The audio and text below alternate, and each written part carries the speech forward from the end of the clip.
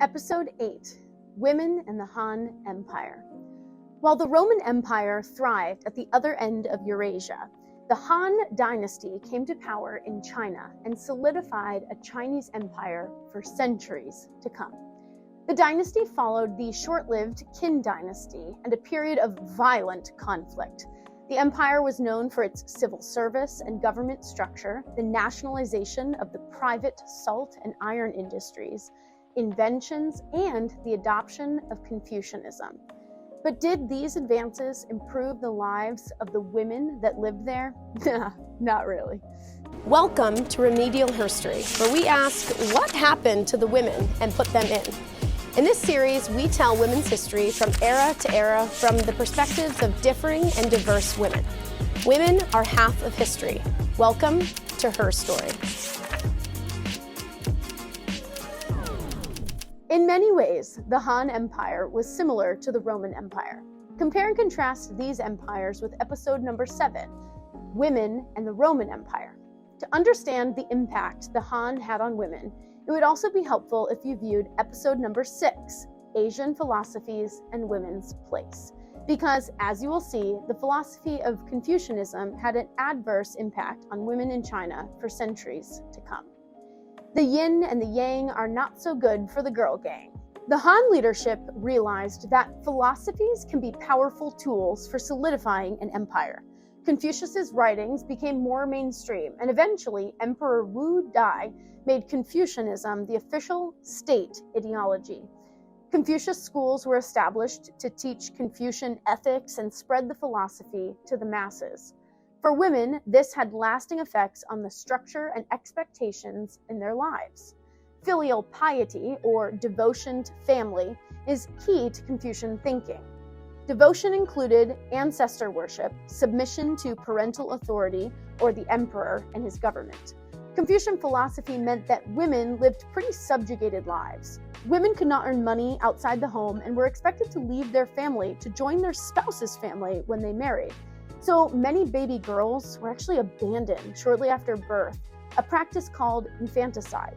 Women had no path to divorce unless their husband had mistreated their father, while a husband could divorce his wife if she failed to bear a son, was unfaithful, lacked filial piety to the husband's parents, suffered from infectious disease, or even talked too much.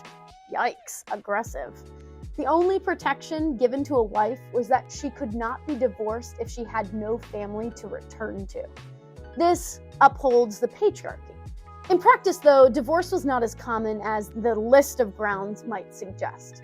Another social convention was that widows could not remarry, leaving women's options super limited. Confucianism solidified women's second-class status and culturally ingrained a prohibition on women's formal education. Women's education ebbed when outsiders gained control of traditional Chinese regions, but the persistent domination of Confucianism locked women into perpetual slavery to their families. One primary source wrote, "Few people teach their daughters to read and write nowadays for fear that they might become over-ambitious." Be ambitious, ladies. Women of lower status, such as farmers' wives, spent significantly more time out of the home as they were expected to work in the fields, especially in regions where rice was cultivated. As many farmers did not own their own land, but worked it as tenants, their wives were, on occasion, subjected to abuse from the landowners. Many women were forced into prostitution in times of drought or crop failure. Prostitution was an open part of town and city life, with officials and merchants frequenting houses where prostitutes plied their trade for the purposes of corporate entertainment. Women worked in the home, weaving silk and caring for the silkworms that produced it. This textile work was incredibly valuable to the family's income. Some were called upon, like men, to perform the labor service, which acted as a form of taxation in many other parts of ancient China. But this was only in exceptional circumstances. Adding insult to injury, although Chinese men usually had only one wife, they did openly make use of courtesans and invited concubines to live permanently in the family home. Concubines might also be used to provide the family with all-important male heir when the wife had only produced daughters. However, the concubine and her offspring did not have the same legal status of the wife and her children. The number of concubines in the household was limited by the husband's means. A wife was expected to never show any jealousy of her husband's concubines, as that was grounds for divorce. The Han believed that there was a particularly nasty corner of hell awaiting jealous wives. Concubines usually came from the lower classes and entered the households of wealthier families in society. And while sexual activity was certainly present, concubines were more like servants. This Eastern Han funeral stele for a concubine presents an interesting record of their duties. When she entered the household, she was diligent in care and ordered our familial way, treating all our ancestors as lofty. She sought good fortune without straying, her conduct admitting or adding nothing. Keeping herself frugal, she spun thread and planted profitable crops in the orchards and gardens. She respected the legal wife and instructed the children, rejecting arrogance, never boasting of her kindness. The 3 boys and 2 girls kept quiet within the women's apartments. She made the girls submissive to rituals while giving the boys power. Her chastity exceeded that of ancient times, and her guidance was not oppressive. All our kin were harmonious and close, the leaves attached to the tree. But what kind of tree? Sounds like a poison oak to me. Upper-class women were more often found in urban areas than rural. Like other places around the world, upper-class women's lives were perhaps more strictly controlled than any other social group. They were expected to remain in the inner chambers of the family home. They only had very limited freedom of movement. Within the home, women did have significant responsibilities, which included the management of household finances and the education of children. But this did not mean that they were the head of the family home. Elite women had large dowries that were considered her property and could be leveraged in family disputes. Confucian Han women distinguished themselves from pastoralists and the rural poor by remaining secluded and passive. One Confucian writer described the backward ways of the northern pastoralists, stating, "In the north of the Yellow River, it is usually the wife who runs the household. She will not dispense with good clothing or expensive jewelry. Her husband has to settle for old horses and sickly servants. The traditional niceties between husband and wife are seldom observed, and from time to time he even has to put up with her insults. Oh my, never take feedback." As with most history, it is also from these women that we have the most specific details of their lives. Elite women had proximity to men and male authors, so their stories are recorded. Although well outside the control of the Han, the first recorded female monarch in Asia was Anula of Sri Lanka. Her reign was recorded in an incredibly negative light, as most female rulers were characterized. It's hard to tell if that is the bias of the male chroniclers, part of the necessity of being a woman in power, or she really just was that awful. She ruled in an island kingdom south of India in modern-day Sri Lanka. According to historical records, this kingdom was established around 500 BCE and lasted until 1000 CE. Everything that we know about the kingdom and Anula was recorded in a historical chronicle. According to legend, the dynasty from which Anula rose was founded by an exiled Indian prince who stumbled upon the island with his followers. In the 1st century, one of the descendants, an evildoer, according to the chronicler, ruled for 12 years and was murdered with poison by his concubine, Anula. Anula then went on to murder the new king and replace him with a palace guard who was her lover as a king, who, you guessed it, she also had murdered. Anula went on to have a series of lovers whom she positioned as king, only to have them poisoned after a short rule. The chronicler, like most writers, likes to emphasize Anula's sexual promiscuity, common of the male rulers, rather than the politics of the time, and perhaps the ineptitude of these men. The double standard was strong with these ones, but eventually she took the throne for herself. Anula ruled for just 4 months and was either killed and burned on a pyre or burned alive in her palace in a military coup. Not a great beginning or end for Asia's first queen. Ancient sexist propaganda? Probably. While not the first in Asia, Luzi was the first and most notable female empress consort of the Han Dynasty. By surviving accounts, she was, like Anula, a vicious woman. She and Emperor Gaozu were a formidable pair. He had a good eye for talent and recruited experts to guide him. She was a ruthless defender of his rule. In the early years of the empire, she demonstrated skills as an administrator and established important connections. After the empire was secured and the enemies of the Han defeated, she assassinated 2 of the generals who had elevated her husband to his position.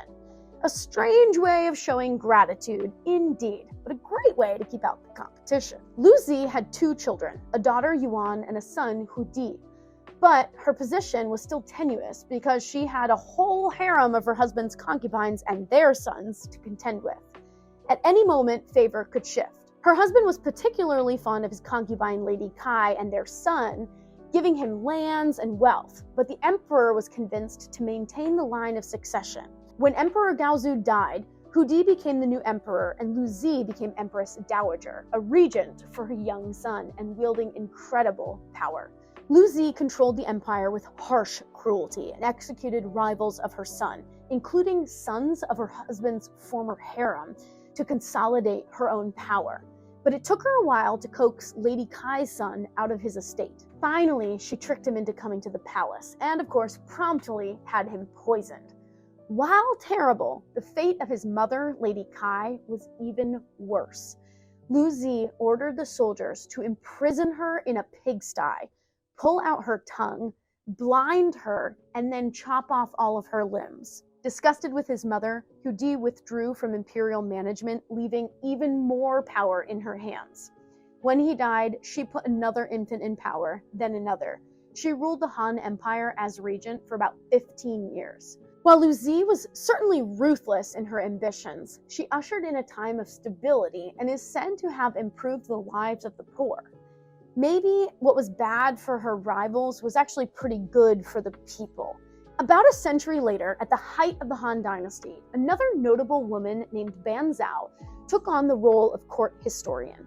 She lived in China between 50 and 115 CE, and is an example of a woman born into an elite family of scholars. She was the daughter of one court historian and sister to another, and many people recognize her connection to men of such standing gave her opportunities normally closed to women. However, what many people forget is that it was actually a female ancestor that first connected the whole family to the court of the emperor, and it was the patronage of a powerful empress that made Ban Zhao's lifelong career even possible. So women do support women, even in ancient China. In the very early years of the Han Dynasty, around 30 BCE, the daughter of a wealthy sheep and cattle farmer was taken to the palace to serve as a court lady under Emperor Chang. She was a scholar and a poet and famously refused to ride in the same carriage as the emperor, so she would not distract him from his important responsibilities. Palace Lady Ban, as she became known, was so admired that she was able to invite one of her brothers, Ban Yu, to join her at court. He worked in the imperial library, collecting and editing ancient books that were almost lost in the transition to Han rule. Court could be a dangerous place because if you ended up on the wrong side of history, there could be dire consequences. Wisely, Palace Lady Ban and her brother preferred to remain neutral when it came to politics.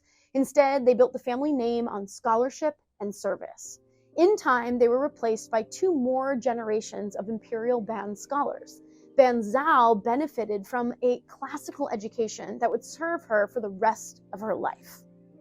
Like most elite women in China at this time, Ban Zhao got married at a very young age, 14, and left court to live with her husband's family. Ban Zhao did all that was expected of her, and she was especially secure when she had a son. Ban Zhao's husband died young, however, and Confucian practice required her to stay with her husband's family while their son grew up. Ban Zhao's brother, Ben Gu, received an elevated position at the imperial court, and he invited her to rejoin her family at the palace. Her husband's family no doubt saw what an advantage it would be for their own son to grow up at court, so Ban Zhao returned to court with her child at her side. She worked as a historian with her brother, wrote poetry, and taught the children of the palace, boys as well as girls. She taught the classics, astronomy, and mathematics. Several members of the royal family also commissioned poetry from Ban Zhao to mark a special occasion. She went on to pick up the work that her father and brother left incomplete. she completed the History of the Han using private imperial documents, and many historians regard this work as her most valuable contribution to the world. Banzhao became so trusted by the empress that she was even able to advise the ruling family away from decisions that might reflect badly on them. At one memorable point, Empress Deng was reluctant to let a family member retire from his post in order to mourn his mother who had just died. The empress and the men of the family were worried that they might lose some political power if this man retired. Banzhao reminded the empress that, quote, yielding to others was a Confucian virtue, and the court would long remember the empress's unwillingness to yield. And that was that. As Deng wrote in her autobiography years later, one word from the mother ban and the great men withdrew. Banzhao was so beloved that the royal family and everyone at court went into formal mourning when she died around 119 or 120 CE. So you might be wondering, why is there such a question of Banzhao's impact on women? Well, it's because of the work Banzhao is best known for, a book of advice called Admonitions for Women or Lessons for Women. In it, Banzhao makes very persuasive case that all girls must be educated just as all boys are. Things get complicated when we look at what she tells us girls and women should learn. Confucian philosophy offers multiple paths for boys and men to achieve Ren, or humanity, including respect, righteousness, altruism, and integrity. According to Banzhao, the chief aspects of Ren for girls are remaining modest, practicing good hygiene, and staying focused on tasks such as weaving. A good wife should obey her husband and her mother-in-law without hesitation and without complaint. Banzhao states in the introduction that she was inspired to write it after looking at her own early life as a wife and mother. She said she had learned classical teaching well enough, but that she had never understood her place in the world until she experienced it. She even seems to scold male scholars at one point, saying, "Now look at the gentlemen of the present age. They only knew that their wives must be controlled, and that the husband's rule and precedence be established. But if one only teaches men and does not teach women, is that not ignoring the essential relation between them? Take that, ancient misogynists." Admonitions for Women highlights the need for balance and harmony in the home, especially between a husband and wife. She wrote, "The way of the husband and wife is associated with the yin and the yang and reaches godliness. Surely it is an expansive principle of heaven and earth and the greatest form of conjugation among human relationships." For Banzhao, the yin and the yang of marriage are expressed through the authority and control of the man and the righteous service of the woman. If either spouse is not fulfilling their role, the home will fall into conflict and despair. Drama. According to Banzhao, preparation for her life as a wife and mother begins within a few days of a girl's birth.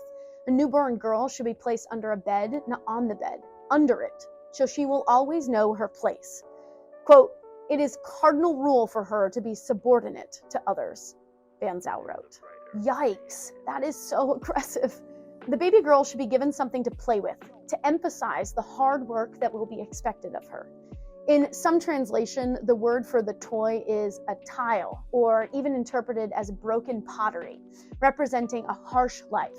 But some scholars suggest that Banzhao was simply stating baby girls play with a ceramic whorl, something she would learn to use when spinning and weaving. If that's so, then the plaything emphasizes feminine domesticity and not necessarily a harsh life. Finally, the girl's birth should be marked with fasting and an announcement of her arrival to the ancestors that she would grow up to honor. All of these practices established a girl's place in her family right from the start. No pressure, little girl.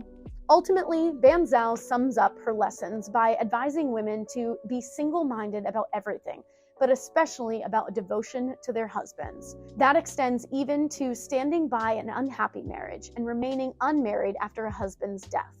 The women should not be too curious and never challenge anything, but dedicate herself to a life of perfect service. So, what do we make of the legacy of Banzhao? She was a woman who lived in an unusual and amazing life.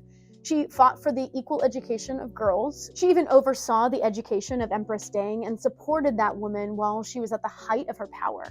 Clearly, Banzhao did not believe that all women were to be held back. At the same time, she decided the best preparation for Chinese women's future was to remember their lowly place in the world and do her best to sacrifice herself for everyone around her. As late as the 18th century, her work was still counted as one of the 4 essential books for women. We might say that Banzhao was a pioneer for women who happened to live in a time and place in which women dared not to reach for too much. At the same time, even other women in her family did not share her views. A sister to Banzhao's husband wrote a treatise disputing admonition for women. Unfortunately, that work has been lost. While the Han Dynasty grew in its control over the provinces of China, they also sought to expand their borders. As a society that all too clearly looked down on women, they found that some of the greatest opposition from their expansion actually came from women.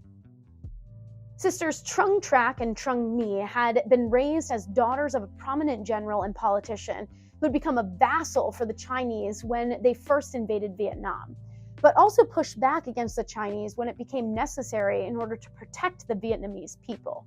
The sisters were well educated and even studied martial arts with their father, as Vietnamese society was far more progressive in their views on women than their Chinese counterparts. They had social positions, could inherit property of their husbands or fathers, and had rights in their marriages. Good morning, Vietnam, indeed. Increased efforts by the Chinese to control Vietnam kick-started additional resistance from the Vietnamese vassals and population. Trung Trak had married a general from a neighboring district, Thai Sac, and he began to form a rebellion among the upper classes. He was soon captured and executed by the Chinese. So Trung Trak, alongside her sister Trung Mi, took up the mantle and began to mobilize local people of all classes to rise up against the Chinese rule. They would end up spearheading a force of 80,000 soldiers, and like any great ruler, they had decided to lead from the front. The 2 sisters and their elderly mother were among 36 female generals leading the army against the Chinese.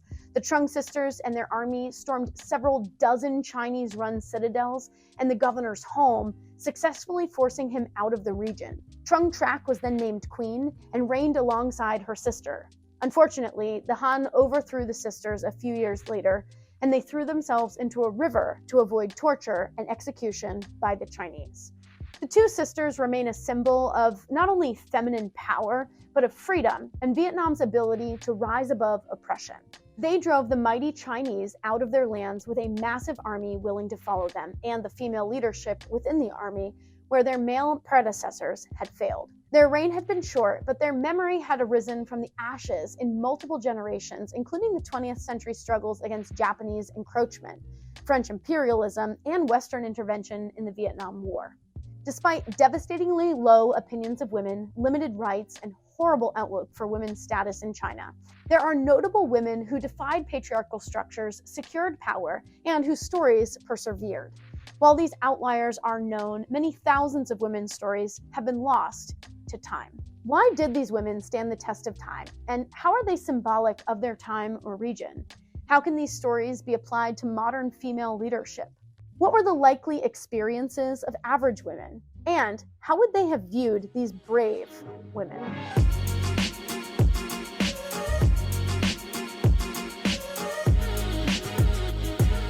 Thanks for watching. If you want to dive deeper into these questions and form your own conclusions, go to our website, remedialherstory.com, where you can find free, ready-made lesson plans, primary documents, recommended films and readings, and more.